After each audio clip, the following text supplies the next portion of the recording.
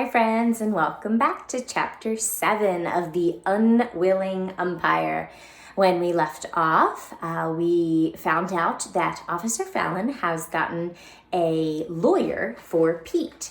But for whatever reason, Pete is unwilling, a little nod back to the title of our story, unwilling to talk to that lawyer. And we don't really know why quite yet. So for today, let's jump right into Chapter 7. But why not? Josh asked. And remember, why won't he talk to that lawyer? Officer Fallon shook his head. I wish I knew, he said. If anyone ever needed a good lawyer, Pete does. Could we visit Pete? Dink asked. We could try to convince him to talk to the lawyer. Officer Fallon gazed at Dink across his desk. We have nothing to lose, he said finally. I'll take you three to his cell for a few minutes. Explain to Pete that he needs a lawyer. The kids followed Officer Fallon out of his office, along a hallway, and down a set of stairs. At the bottom, Officer Fallon opened a steel door. Behind the door was a large, windowless room. In one corner, iron bars formed a small cell. Inside the cell, Pete Unkenholtz sat on a chair, staring at his feet. I brought you some company, Officer Fallon said. He nodded at the kids and left the room. Pete looked up. He licked his lips but didn't say anything. His eyes looked scared. Now I'm going to stop you. I'm only halfway through the page, but your author did a really good job of describing that picture, and I really like to let you form that picture in your head before I actually show you the picture, because that's what good readers are always doing. They're thinking about what that picture looks like in their mind. And then sometimes when we have an illustrator, they give you a little bit more of the clue. And I really want to zoom in on Pete because they're saying that he looks scared. And there he is behind bars in the corner. How are you? Ruth Rose asked. Pete shrugged. Fine, he said in a soft voice. Do you have your allergy medication? Dink asked. Pete nodded his head toward a small box of Allergreen that stood at a small table. Officer Fallon really wants to help you, Josh said. He found you a good lawyer. Will you talk to her? Pete licked his lips again. Look, I appreciate your coming, but I already told them I took the balls, he said. But you need a lawyer, Ruth Rose said, and we don't think you took those baseballs, even if you said you did. Pete's eyes widened. When your eyes get really big, but he didn't say anything. When you went to the clubhouse for your medicine, did you see anyone else in there? Josh asked. Pete shook his head. I stole the baseballs, he muttered. But why won't you tell Officer Fallon where they are? Dink asked. And why won't you talk to the lawyer? Pete twisted in his chair so his back was to the kids. Please, just go away, he said over his shoulder. After a few seconds, the kids left. They walked back to Officer Fallon's office. Any luck? The police chief asked. He told us to go away, said Josh. Thanks for trying, Officer Fallon said. Maybe Pete just needs more time to think. The kids left the police station and headed toward Main Street. Now I'm really confused, Ruth Rose said.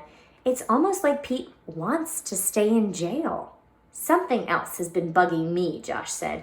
If Pete did steal the balls, why didn't he just hide them, then come back to the game? By leaving the way he did, he practically pointed a finger at himself. Ruth Rose rubbed her temples when you're kind of doing a lot of thinking and it almost gives you a headache. These are your temples next to your eyes. My brain is tired, she said. Your brain needs peanut butter, Josh said. It's a scientific fact that when your brain is stuck, you need something even stickier to get it unstuck. Peanut butter. I like that kind of train of thinking. It's pretty fun. Dink and Ruth Rose both shoved Josh, but they were hungry, so they followed him to his house on Farm Lane. Josh's mother was in the kitchen, still dressed in shorts and sneakers. She was looking through the window at Josh's younger brothers in the backyard. You made a great catch today, Mrs. Pinto, Ruth Rose said. Josh's mother smiled at the kids. It was just luck, she said. The ball came right to me. Any news about Mr. Pocket's baseballs? The kids quickly told her what they learned about Pete. Goodness, Josh's mother said. Pete Unkenholt seemed like the most honest person in the world. She headed out of the room. Will you watch the boys while I shower? She asked Josh. Sure, and we're going to make sandwiches, okay? Josh asked. Okay, and send your brothers in for their lunch in a few minutes, his mother said as she climbed the stairs. Josh made thick peanut butter sandwiches while Dink and Ruth Rose found the milk and 3 glasses. They ate outside at the picnic table. Josh's twin brothers were playing with his dog Pal on the lawn. The 2 4-year-olds were tugging on one end of an old t-shirt. The other end was in Pal's mouth. The boys laughed and yelled. Pal growled and tossed his head back and forth. All 3 were covered with dirt.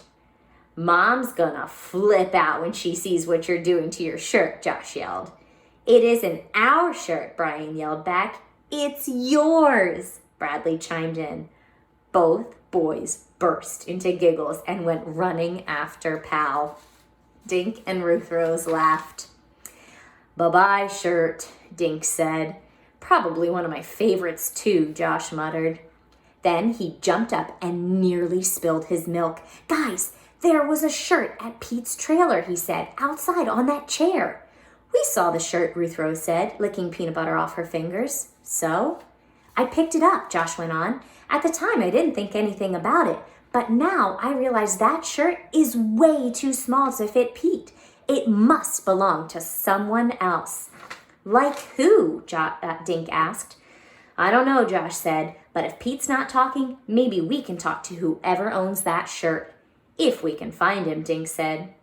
Or her, Ruth Rose added. Pal might be able to help, Josh said.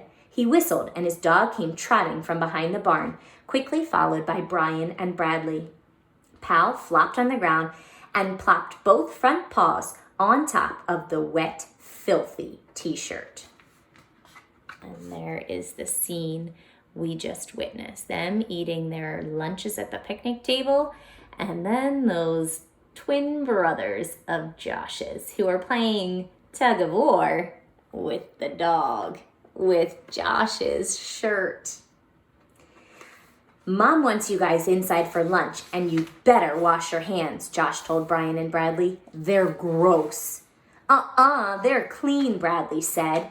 He and his brother held up 4 dirty hands. Josh leaned toward his little brothers. Mom's making you a surprise for lunch, he whispered. Yay, screamed Brian, heading for the door. Wait up, yelled Bradley as he raced after his brother. Come on, Josh said to Dink and Ruth Rose. He clipped Pal's leash to his collar and tossed the ruined t-shirt onto the picnic table. Then they all headed back to the campsite. 5 minutes later, they saw the trailer. Pal spotted a squirrel and began barking and tugging on the leash. The squirrel dashed up a tree, and as the kids approached the trailer. Nobody's here, Ruth Rose said, glancing around the clearing. Well, someone has been, Josh said, pointing to the lawn chair. That shirt is gone. And there we are, the end of chapter 7. Someone has been back to the trailer after them because that shirt is now missing. And if it was truly Pete's trailer, he's already in jail, so it couldn't have been him. Who was it? Until next time, friends, make your predictions. We'll talk again soon.